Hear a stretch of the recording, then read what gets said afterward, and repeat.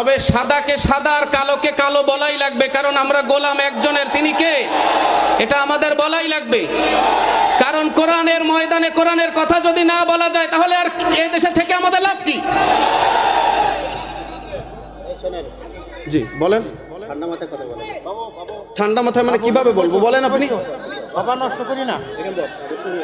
আমি কি বলেছি বলেন? ঠান্ডা মাথা আর গরম মাথা, কোরআনের কথা তো গরমই হবে, ঠান্ডা হবে কেন? আপনি মানুষ উত্তেজিত পারবেন না। মানুষ কেন উত্তেজিত করবো? তুমি বসো, খাবার নষ্ট হবে তোমার কারণে।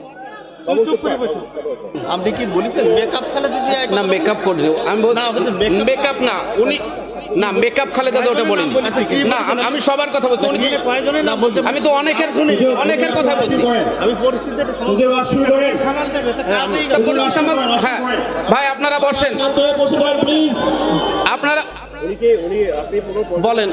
আচ্ছা ঠিক আছে, আমি তো দেইনি ভাইজান, কোনো পয়েন্ট থাকলে সেটা বলেন, আপনি দিয়েছেন এখানে বলেন। খালেদা যে মেকআপ করেছে আপনার সমস্যা না, এটা তো বললে কি সমস্যা? এটা তো তার বিরুদ্ধে তো কিছু বলিনি। আপনি কেন বললেন?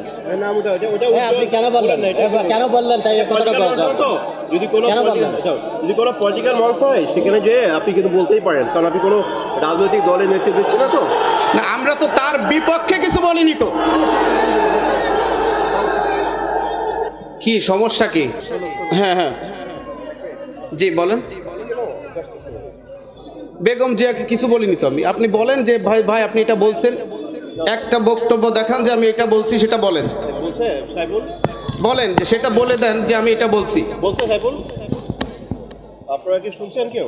হ্যাঁ আপনারা বলেন যে আমি এটা বলছি, তাহলে আমি সেটা দেখে আমি একটু শুনতে চাই, এখানে কি উনি কি কোনো বক্তব্য দিয়েছেন, পলিটিক্যাল বক্তব্য বা খালেদা জিয়াকে নিয়ে কোনো বক্তব্য দিয়েছেন?